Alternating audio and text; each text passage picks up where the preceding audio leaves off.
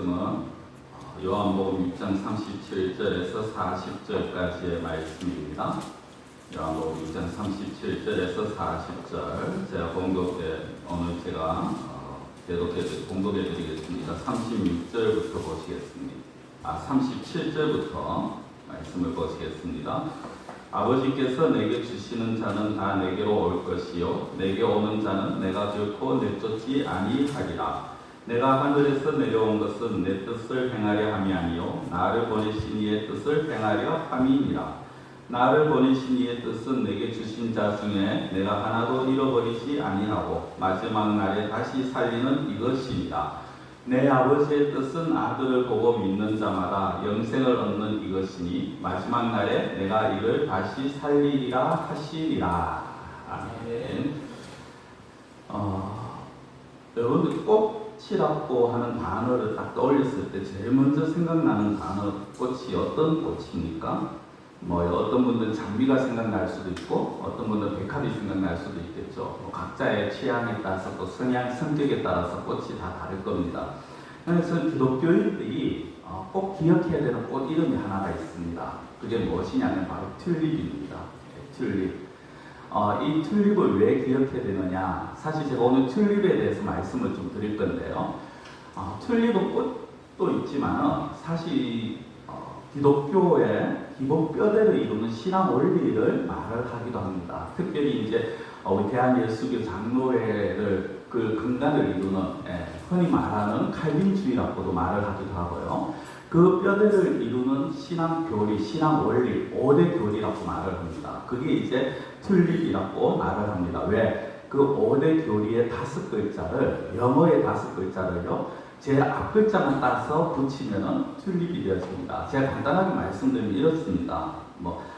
첫째 T는 토탈 디브레버티에서 전적 타락, 전적 무능력 이렇게 번역이 되어지고요. 두 번째는 unconditional election에서 무조건적인 선택의 U, 그 다음에 limited atonement에서 제한 속죄, 그리고 irresistible grace, 불가항력적 거항할 수 없는, 저항할 수 없는 은혜. 그리고 마지막 P가 perseverance of the saint, 성도의 견인. 영어는 어렵죠. 이럴 때 저도 한번 아는 척 좀 하고.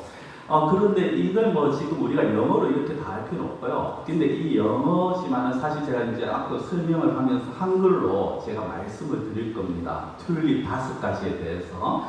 그러면은 여러분들이 이 5가지는 사실 교인이랑 성도라면 기억을 해야 되는 거예요.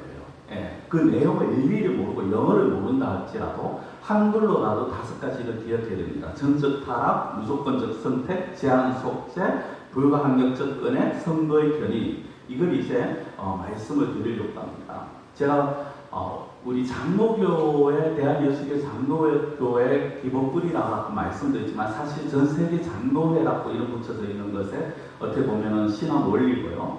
장로교만이 아니라 오순절, 감리교, 침례교에서도 다른 거는 인정하지 또 다른 부분이 있다 할지라도 이것만큼은 우리가 고백한다라고 하는 그런 지도자들도 좀 많이 사실은 있는 그런 상황입니다. 그래서 우리가 이 5가지 5대 원리, 그걸 오늘 사실은 예수님이 말씀을 하신 거거든요. 이 예수님의 말씀 가운데 우리 신앙의 5가지 5대 원리를 좀 같이 생각을 해보기를 원합니다. 자, 첫 번째는 전적으로 부패한 인간. 이걸 제가 앞서 뭐라고 말씀드렸느냐면 전적 타락, 전적 무능이라고 그렇게 말씀을 드렸습니다. 전적 타락. 인간이라는 존재는요, 전적으로 부패한 존재죠. 전적으로 무능력하고 전적으로 타락한 존재입니다. 어느 정도 타락했느냐? 인간은 자기 힘으로 자기 스스로 자기를 구원할 수 없다라는 것입니다. 이 전적 타락이라는 말은요, 달리 말하면 쉽게 말씀드린 겁니다. 자신의 힘으로 절대 스스로를 구원하지 못하는 존재. 내가 아무리 무엇을 한다 해도 내 힘으로 내가 구원받지 못한다라는 거죠. 자, 그걸 오늘 본문 좀 지나서 44절에 이렇게 말씀을 합니다. 나를 보내신 아버지께서 이끌지 아니하시면 아무도 내게 올 수 없으니 오는 그를 내가 마지막 날에 다시 살리리라. 여기에 보면요, 파란색으로 이렇게 썼습니다. 이끌지 아니하시면, 아버지께서 이끌지 아니하시면 아무도 내게 올 수 없다. 달리 말씀드린 뭡니까? 아버지께서 나에게 보내시지 않으면 그 누구도 자신의 힘으로 예수님께 올 수 있는 자가 없다는 거죠. 많은 사람들이 내가 믿으려고 하니까 믿는 것이다. 내가 다니니까 다니는 것이다. 라고 말을 합니다. 그러나 그 어떤 인간도, 이 세상의 그 어떤 인간도요, 하나님이 이끌어주지 아니하시면 자기 스스로 하나님 앞에, 예수님 앞에 나올 수 있는 인간은 없다라는 겁니다. 그만큼 인간이라는 존재는 타락한 존재고 무능력한 존재고, 그리고 그것이 너무나도 심해서 심지어 부패된 그런 인간이라는 거죠. 자, 로마서 3장 10절 11절 이렇게 말씀합니다. 기록된 바 의인은 없나니 하나도 없으며 깨닫는 자도 없고 하나님을 찾는 자도 없고. 의인이라는 자도 없고 또 하나님께 대해서 깨닫는 자도 없고 하나님을 찾는 자도 없다는 것이죠. 성도는 사람들이, 교회 밖에 있는 사람들이 왜 예수님을 안 믿는다고 생각을 하십니까? 왜 예수님을 안 믿을까요? 우리는 여러 가지 이유를 들 수 있습니다. 교회가 너무 부패하여 보여서, 교회가 별도 없어 보여서, 자기의 힘이 더 세 보여서, 다른 종교가 있어서 여러 가지 이유를 들 수 있는데요. 가장 큰 이유가 뭐냐면은 그들 스스로가 믿을 능력이 없다라는 겁니다. 자기들 스스로 하나님을 찾을 능력도 없고, 자기들 스스로 예수님께 나올 능력도 없고, 자기들 스스로 구원 얻을 능력도 없는 거죠. 간혹 그런 말씀을 해요. 저 사람 교회 다니면 좋겠는데 저렇게 전도를 해도, 내가 아무리 전도를 해도, 아무리 교회 가자고 해도 진짜 교회 안 온다. 너무 꽉 막혔다. 너무 답답하다. 그런 분들을 간혹 보십니다. 어떤 분들은 그래서 아니 내가 이 정도 얘기했으면 좀 다녀봐라. 왜 그렇게 교회를 안 가냐? 왜 그렇게 못 믿겠냐? 그렇게 막 다그치는 분도 계신다고 합니다. 그런데요, 그렇게 다그쳐도 안 돼요. 그들을 보고 답답하긴 하는데 답답해도 어쩔 수 없어요. 왜? 그들 스스로는 믿을 능력이 없다는 거예요. 실제로 사람들이 어느 정도냐? 예수님 당시에 예수님을 보고도 사람들이 안 믿었어요. 예수님이 행하신 일을 보면서도 예수님을 믿지 못한 그런 존재가 바로 사람입니다. 자, 우리가 오늘 37절부터 봤는데 36절에 이렇게 나옵니다. 그러나 내가 너희에게 이르기를 너희는 나를 보고도 믿지 아니하는 거다. 무리들에게 하시는 말씀 아닙니까, 예수님? 너희는 나를 보고도, 내가 행하는 기적을 보고 내가 하는 말을 직접 듣고도 왜 믿지 못하느냐? 이게 인간이라는 거예요. 그만큼 타락한 존재라는 거죠. 예수님이 하신 일들과 말씀을 직접 보고 들었지 않습니까? 그래도 안 믿어요. 못 믿어요. 안 믿는 게 아니고 못 믿는 거죠. 왜? 그들 스스로 계속해서 말씀드리지만 믿을 능력이 없다라는 거예요. 물론 인간이란 존재가 처음부터 그렇지는 않았죠. 아담과 하와를 하나님이 처음 만드셨을 때는 그래도 하나님과 교제하면서 하나님과 동행하면서 그래도 참 행복하고 즐거운 시간, 복된 시간을 보냈습니다. 그러나 아담과 하와가 죄를 짓고 난 이후에 이렇게 되어지는 거죠.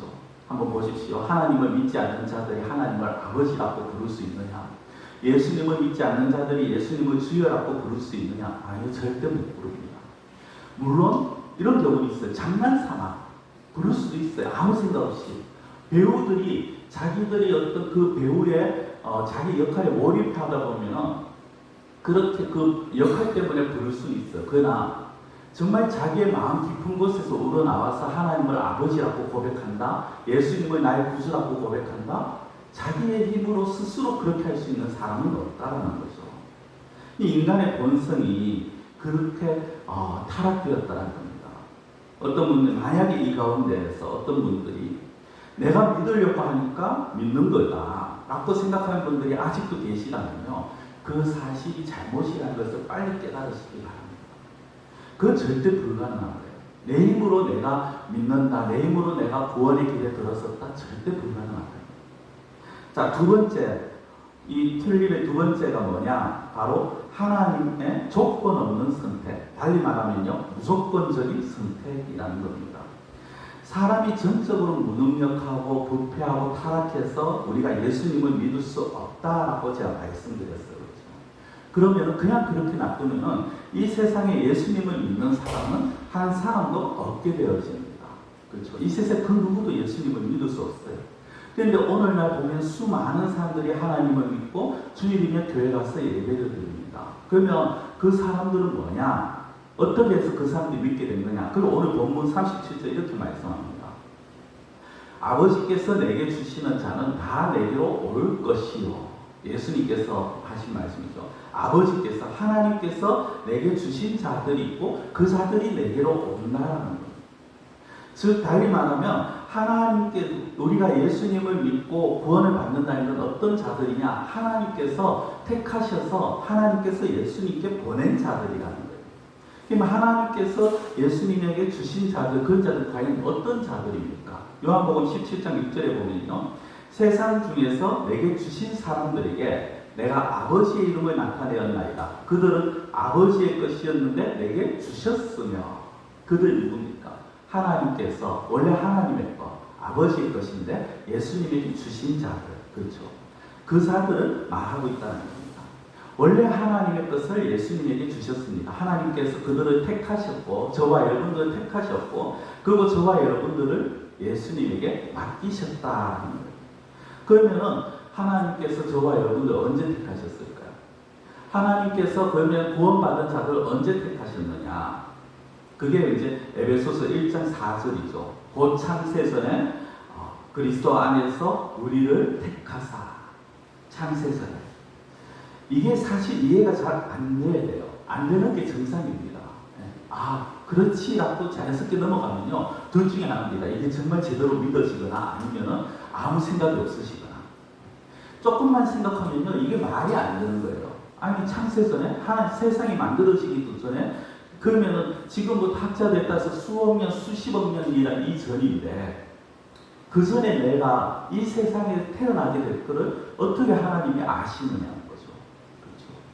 많은 사람들이, 많은 생명이 어머니의 뱃속에서 그냥 유산이 되기도 하고 사산이 되어지기도 하고, 건강하게 태어난 경우도 드물고, 또 그렇게 태어난다는 것도 그 사람들이 그 중에 내가 있다는 걸 어떻게 하나님이 이미 창세전에 알 수가 있느냐. 이 우주가 만들어지기 전에 그걸 어떻게 아시고 나를 택하셨냐. 이게 사실 잘 이해가 안 되는 게 이게 사실은 상식적이에요. 이성적이죠. 그런데 한번 이렇게 생각해 보시기 바랍니다. 우리는요, 시공간이라는 그 제한이 있어요. 이 공간 안에서 지금 어떻게 보면은 11시 30분 이 육동교회당이라는 건물 안에 우리가 있습니다. 그렇죠? 이 시간에 우리가 이 안에 있으면 동일한 시간대에 다른 건물에 있을 수가 없어요. 우리가 계속 이 시간에 있으면, 이 공간에 있으면서 또 다른 공간에 있을 수도 없고 다른 시간대를 우리가 왔다 갔다 할 수도 없어요. 그런데 그거는 우리의 입장이고 하나님에게 있어서 시공간은 무의미하다는 거죠. 우리는 과거가 있고 지금 현재가 있고 앞으로 미래가 있습니다. 그러나 하나님에게는 과거도 없고 현재도 없고 미래도 없어요. 죄송합니다. 과거도 없고 미래도 없어요. 항상 현재라는 거예요. 하나님의 입장에서는 모든 것이 현재라는 거죠. 우리에게 있어서 이 창세라는 게 수억 년, 수십억 년 전의 일이라 할지라도 하나님에게서는 항상 현재라는 거예요. 그래서 하나님께서 우리를 창세전에 이미 우리를 아시고 우리라는 존재를 하나님께서 택해 놓으셨다는 거죠. 자, 그럼 여기에서 또 다른 질문. 그럼 하나님은 어떤 자들을 택하셨을까? 어떤 자들을 하나님께서 구원하시고자 하나님께서 택하시고 선택을 하시고 그들을 부르셨을까라는 거죠. 많은 사람들이 그래도 교회 다니면 좀 믿을 만한 사람이죠. 저 사람 불러놓으면 좀 잘 믿을 것 같으니까 그렇게 이야기를 하기도 하고, 뭐 죄가 없고 좀 깨끗하게 살아가니까라고 이야기를 하기도 합니다. 그러면은 하나님의 택함의 기준은 뭘까? 에베소서 1장 5절에 아까 읽은 그 뒤에 이어서 1장 5절 보면 이렇게 나옵니다. 그 기쁘신 뜻대로 우리를 예정하사. 그 기쁘신 뜻대로. 이게 다른 기준이 없다는 거예요. 하나님께서 저와 여러분들을 선택하신 기준은 뭐냐? 하나님의 기쁘신 뜻입니다. 여기에는 우리의 공로도 없고요, 우리의 선함도 없고, 우리의 가진 능력이나 권력도 없어요. 그냥 하나님께서 뜻하시고 하나님께서 선택하셨는 거예요. 여기에 우리가 뭔가 조건을 내세우지를 못하죠. 한번 보십시오. 하나님께서 택하신 자들이 항상 깨끗한 자들만 있었고 거룩한 자들만 있었는가? 하나님께서 택하신 자들 중에 보면요, 사기꾼도 있었습니다. 아시죠? 야곱이라는 정말 자기 가족도 속이고 자기 아버지도 속이고 자기 형도 속이는 희대의 사기꾼이 있었어요. 그리고 술 취해서 자기 아들들 앞에서 발가벗고 그렇게 부끄러운 수치스러운 모습을 보인 노아라는 인물도 있었죠. 몸 팔아서 살아가는 기생 라합이라는 존재도 있었죠. 배운 것 하나 없는 무지랭이 어부 베드로라는 존재도 있었어요. 저와 여러분들은 어떻습니까? 우리가 하나님 앞에 뭘 내세울 수 있을까요? 다른 사람들보다 내가 이걸 더 낫다라고 내세울 수 있는 게 과연 무엇이 있을까요? 없죠. 그런 우리들인데 그렇다 보니까 하나님께서 선택하신 기준이 뭐냐? 도무지 이게 우리의 기준으로 우리의 생각으로는 그 정립이 되지 않는다는 거죠. 그럼 하나님께서 왜 그러셨냐? 하나님께서 선택하신 데에는 그냥 하나님의 뜻이라는 거예요. 거기에는 어떤 조건도 없고요. 거기에는 어떤 기준도 없다는 겁니다. 그냥 하나님께서 내가 너 택했어 이것으로 끝났다라는 거죠. 저와 여러분들이 예수님을 믿게 된 것 자체가 하나님께서 조건 없이 우리를 선택하셨다는 거예요. 우리의 잘남도, 우리의 배움도, 우리의 물질도, 우리의 건강도 그 어떤 것도 아니라는 겁니다. 심지어는 저 사람 뽑아놓으면 교회에서 일꾼이 될 것 같아. 저 사람 뽑아놓으면 목회자가 될 것 같아. 그러니까 내가 저 사람 구원시켜야지. 이게 아니라는 거죠. 자, 세 번째, 제한 속죄라는 겁니다. 제한 속죄. 속죄를 해주시긴 하시는데, 그래서 선택해서 하나님께서 우리를 선택하셨죠. 택해 주셔서 속죄를 해주시 구원을 해주십니다. 그런데 그 수가 제한이 되어 있다는 거예요. 사실 앞서 두 번째에서 얘기했는 그 선택이라는 단어 자체가 다른 것과 구별했다, 구분했다라는 말이죠. 그렇죠. 내가 어떤 여러 가지 물건이 있으면 그 가운데서 그걸 선택했다니까 내가 다른 물건들 사이에서 그걸 구별해냈다, 구분했다라는 겁니다. 즉 하나님께서 우리를 선택하셨다는 건 하나님께서 선택받지 못한 자와 선택한 자를 따로 구분을 하셨다는 것. 그리고 그 수가 얼마인지는 알 수 없어요. 성경에 보면은 계시록에 보면은 14만 4천이라는 수가 나오기는 하지만 그건 상징적인 수고요. 그 수 때문에 신천지가 한때는 굉장히 막 14만 4천 명을 우리가 모아야 된다고 막 정말 뜨겁게 했지 않습니까? 그 이단이 14만 4천이 되니까 또 다르게 해석을 하고 또 다르게 해석을 하죠. 그래서 이 14만 4천이라는 건 사실 상징적인 수이기 때문에 우리가 정확하게 얼마다라고 알 수가 없어요. 그리고 역사적으로 하나님께서 구원하신 자들이 얼마인지도 계산도 되지도 않고 다만 알 수 있는 건 뭐냐? 하나님께서 택하신 자들 그 안에 모든 사람들을 다 구원하신 것이 아니라 택하신 자들이 따로 있다는 거예요. 하나님께서 제한하셔서 구원하신 자들이 있다는 거죠. 분명히 아브라함에게 약속하신 말씀처럼 하늘의 별과 같이 바다의 모래같이 많은 수가 분명히 있을 것입니다. 그리고 그 선택된 자들 중에서 저와 여러분들이 포함되었다. 그것 자체가 사실은 기적이죠. 그렇기 때문에 이 세상에 수십억, 어떻게 보면 이제까지 역사적으로 수백억, 수천억의 사람들 가운데 나를 택해 주시고 다른 사람은 택함 받지 못했는데 나를 택해 주셨다. 이 자체 하나만 해도 우리는 하나님께 감사할 수 있어야 되는 거죠. 자, 네 번째가 뭐냐? 불가항력적 은혜라고 말합니다.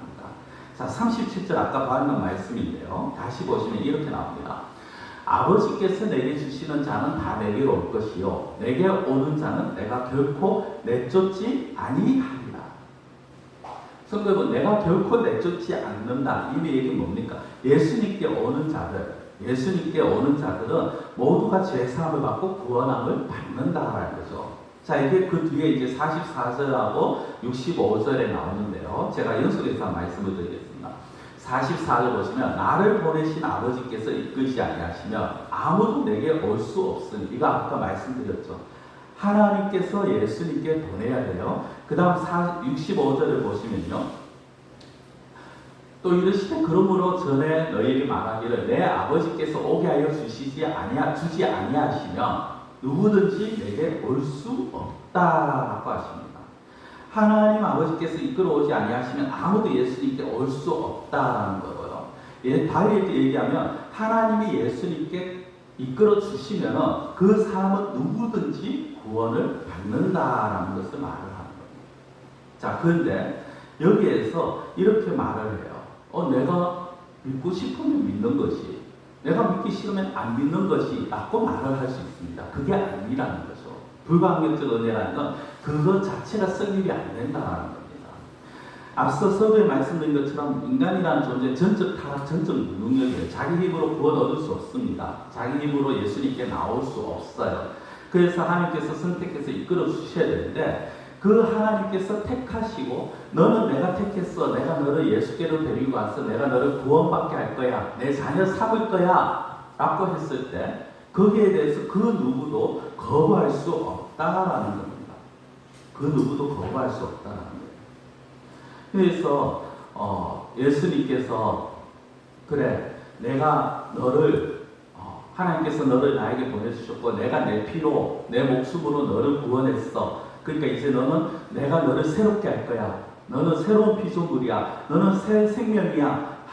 하시면은 그걸로 그냥 새롭게 되어지는 거예요. 내가 나 그거 싫어요. 나는 교회 나는 예수님 안 믿을래요. 하나님이 우리를 부르셨고 선택하셨고 예수님이 우리를 새롭게 하셨는데 나는 새롭게 되기 싫어요. 나는 구원받기 싫어요. 이거 자체가 안 되는 거예요. 발버둥 친다고 해서 되는 게 아니에요. 쉽게 말씀드리면 가장 적당한 비유가 이렇게 생각하시면 됩니다. 어머니의 모태에서 한 생명이 잉태가 되었습니다. 그러면 10달을 있게 되어지죠. 때가 되면 이 아이가, 어머니가 이제 때가 되었고, 그래서 나올 때가 되면은 이 아이는 나와야 합니다. 그렇죠? 나 이 아이 너무 편해. 어머니의 뱃속이 나는 세상에서 제일 편해. 나는 여기서 절대 안 나가. 절대 못 나가. 이렇게 말할 수 없다는 거예요. 때가 되면은 나와야 되는 거죠. 마찬가지입니다. 우리가 이 불가항력적 은혜라는 건 내가 안 믿고 싶으면 안 믿고 내가 믿고 싶으면 믿고 그게 아니라는 거예요. 내가 예수 믿는 것이 내가 믿고자 해서 믿는 것이 아니라는 거죠. 좀 억울한 소리 같지만은 사실 우리가 예수님을 알게 되고 예수님을 믿고 구원받으면요, 어떤 면에서 보면 하나님이 이미 다 써놓으신 그 각본 안에서 우리가 그냥 그대로 따라간 거에 불과한 거예요. 이게 각본이라는 단어를 쓰니까 좀 그건 내 인생이 없나라는 생각이 드실 수도 있는데요. 하나님께서 이미 우리의 삶을 하나님이 다 각본을 짜놓으셨죠. 물론 아주 세밀하게라기보다는 우리의 삶과 우리의 어떤 행위에 따라서 그것도 조금씩 틀려지긴 하지만, 그러나 하나님이 우리의 삶의 전체적인 목적, 우리를 통해서 하시고자 하시는 것, 우리의 어떤 영혼의 구원 문제부터 모든 것들을 하나님께서 이미 각본을 정해놓으신 거예요. 그리고 우리는 그 각본에 따라서 믿게 되어진 거죠. 하나님께서 우리가 저항할 수 없는 은혜, 그걸 우리도 모르는 그 사이에 우리에게 부어주셨다는 겁니다. 어떻게? 어떤 분들은 부부나 연인 사이에 이 복음이 들어갔을 수도 있고요. 어떤 분들은 자식이나 부모를 통해서 복음을 받았을 수도 있어요. 어떤 경우는 태어나면서부터 계속해서 어머니의 모태에서부터 복음을 들어서 그렇게 자기도 모르는 사이에 하나님의 백성의 자리에 있을 수도 있고요. 어떤 분은 길을 가다가 전도를 받았는데 그게 계기가 되어서 복음을 받아들인 경우도 있습니다. 근데 그게 어떤 경우든지 간에 우리는 사실 다 다르잖아요. 그렇잖아요. 그 어떤 경우로 우리가 믿게 되었든지 간에 중요한 것은 그 경로 역시 하나님이 만들어 놓으셨다. 그리고 그 복음을 들었을 때 그래, 내가 이제 교회를 다녀야지, 내가 예수를 믿어야지 하는 것조차도 하나님께서 우리 마음속에 그 저항할 수 없도록 우리의 마음을 만들어 놓으셨기 때문에 우리가 받아들이는 것이, 복음을 들어보니까 그럴듯하네? 저 설교 들어보니까 정말 맞는 것 같네? 그럼 내가 한번 믿어볼까? 이게 아니라는 거죠.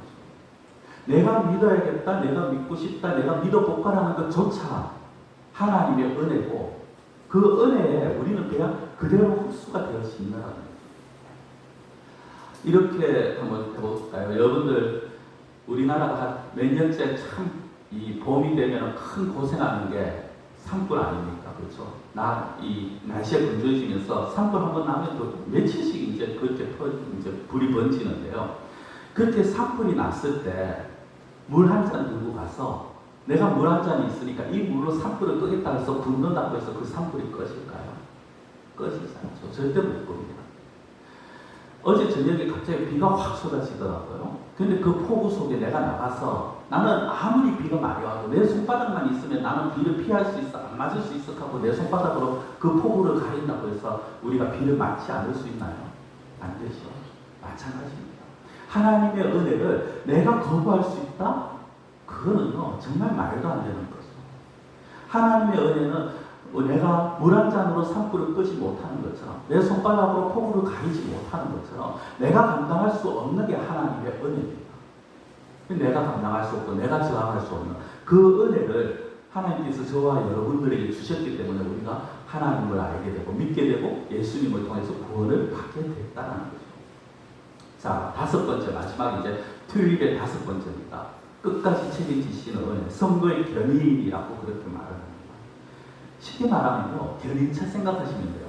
운전하시는 분들 견인차 아시죠? 예. 견인차 주로 언제 사용합니까? 차가 갑자기 터졌을 때, 쉽게 얘기하면 차가 갑자기 고장났을 때, 아무리 시동을 걸어도 시동이 안 걸리거나 타이어가 펑크 나거나, 그러면 견인차를 불러서 정비소로 가져가든가 아니면 뭐 급하게 배터리를 충전해서 시동을 걸든가 그렇게 합니다. 선포의 견인이라는 게 마찬가지입니다. 견인이라는 단어가 끌고 간다는 거죠. 하나님께서 우리를 끌고 가신다. 하나님께서 우리를.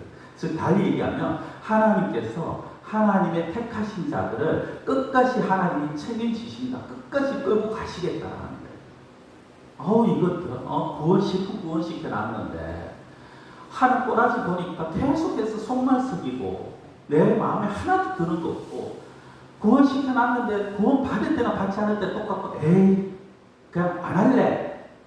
마치 물건 사고 환불할래. 그처럼 그렇게 하시지 않는다는 거예요. 하나님께서 택하셨으면 우리가 어떤 삶을 살더라도 하나님께서 끝까지 붙들고 가신다는 거죠. 자, 37절, 오늘 37절을 사실 굉장히 많이 보는데요. 37절 마지막에 이렇게 나옵니다. 내가 결코 내쫓지 아니하리라. 내가 결코 내쫓지 아니하리라. 이게 뭡니까? 우리가 우리 성도님들 가운데 그런 분들은 안 계실 것 같은데요. 부모가 가끔 그런 부모님들 봐요. 자녀가 너무 쑥스러우면 꼴보기 싫어. 그냥 나가버려라. 조금 심하게 표현하면 나가 뒤져라. 나가 죽어라 하든지 그냥 나가버려라 하거든요. 그게 자녀들에게 진짜 엄청난 상처가 돼요. 특히 어리면요. 진짜 난 우리 엄마 아빠 자식이 아닌가 주워왔나? 왜 화만 나면 자꾸 나보고 나가라 하지? 그런 생각이 드는데 그게 뭡니까? 사실 그렇게 해도 내쫓지 않잖아요. 실제 내쫓는 부모는 없잖아요. 그걸 말하는 거예요. 우리가 아무리 속을 썩여도 하나님께서 너 끝까지 책임질 거야. 예수님께서 나에게 왔는 자 내가 끝까지 책임진다. 내가 결코 그들을 포기하지 않는다. 그들을 내가 나 몰라라 하지 않는다라는 거죠. 자, 39절을 한번 더 보시면요. 나를 보내시기의 뜻은 내게 주신 자 중에 내가 하나도 잃어버리지 아니하고 뭡니까? 나를 보내시기 하나님의 뜻이죠. 하나님의 뜻이 뭐라고 하십니까? 내가 하나도 잃어버리지 아니한다. 하나님께서 예수님께 보낸 자, 달리 말하면 예수님을 통해서 구원받은 자, 하나님께서 선택하신 자, 예수님이 하나도 잃어버리지 않는 게 하나님의 뜻이라는 거예요. 하나님께서 선택하신 자들은 어떤 방법을 통해서라도 구원하시겠다라는 거고요. 일단 구원한 사람은 반드시 하나님 나라에 들어가도 마지막 날에 다시 살린다 하시잖아요. 무조건 하고 내가 천국에 데리고 가겠다 이거잖아요. 그래서요, 가끔 보면은 이게 얼마나 무서운 말이냐면요. 성도들 이걸 그냥 참 감사하다 이렇게만 생각하면 안 돼요. 이거 굉장히 무서운 말입니다. 왜? 하나도 잃어버리지 않게 하기 위해서 때로는요, 하나님께서 매료되실 때가 있어요. 자녀들에게 매료되면 안 된다고 하는 걸 저는 반대입니다, 솔직하게. 왜냐하면 저는 적당한 그 훈계는 필요하다고 봐요. 그리고 적당하게, 정말 말로 해서 안 되면 적당한 매는 필요하다. 저는 생각을 합니다. 그 뭐 각자 부모들만의 어떤 의견 차이가 있으니까 거기에 대해서 무조건 그게 맞다고 말씀드리진 않을게요.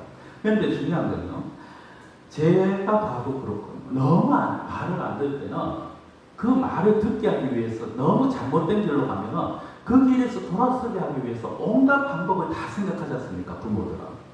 예, 하나님께서 우리를 선택하셨고 하나님께서 우리 예수 그리스도를 통해서 구원하셨는데 우리가 계속해서 딴 길로 가면요, 하나님의 자녀로서의 길을 가지 아니하면은 하나님께서 매를 드실 때가 있다는 거예요. 꼭 매라는 것이 어떤 뭐 육체의 질병이 있을 수도 있고요, 아니면 물질의 어려움이 있을 수도 있습니다. 하나님께서 어떤 방법을 사용해서 그 택한 영혼을 그렇게 돌아오게 만드실 수도 있다는 거죠. 왜 그렇게 하느냐? 왜?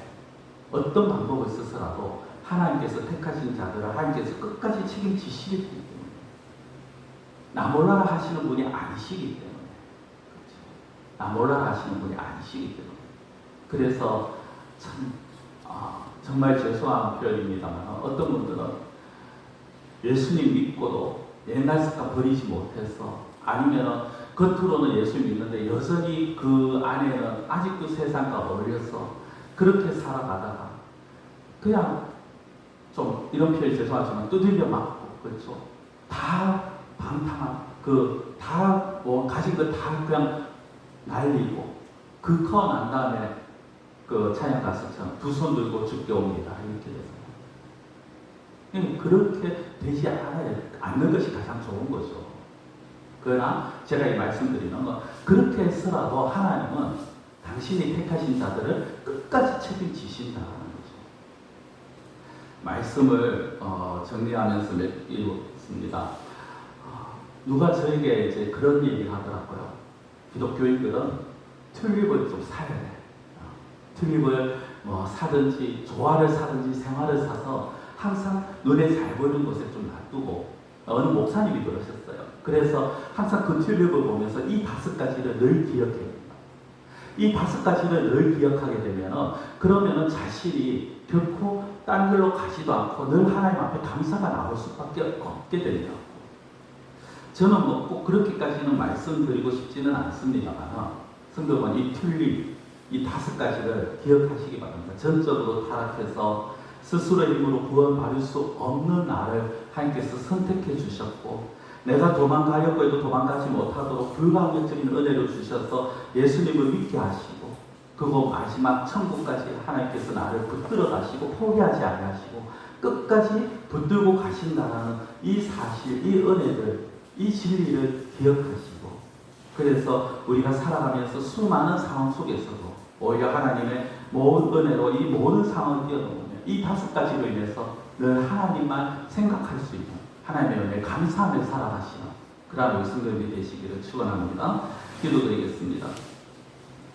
사랑의 하나님 아버지, 우리가 하나님의 은혜를 다시 한번 생각하기를 원합니다.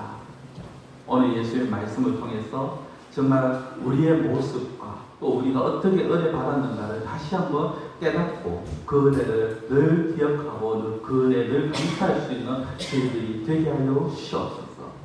너무나도 부패하였고 전적으로 무능력하고 전적으로 타락하여서 우리 힘으로 그 누구도 구원받을 수 없는 우리였지만 그런 우리들에게 저항할 수 없는 은혜를 허락하여 주시고, 또 하나님께서 우리에게 정말 하나님의 뜻대로 우리를 택해 주시고 그 가운데 우리를 구원하여 주시고 또 우리를 하나님께서 끝까지 책임져 주신다는 이 사실을 늘 기억하며 하나님의 백성답게, 하나님의 자녀답게 이 5가지를 생각하며 감사하며 살아가는 그러한 저희들의 심령이 되어질 수 있도록 주님 저희들의 마음을 늘 주장해 주시고 우리가 이 5가지를 늘 기억할 수 있도록 하나님 저희들에게 기억력과 지혜도 허락하여 주시옵소서. 간절히 원하고 예수님의 이름으로 기도드리옵나이다. 아멘.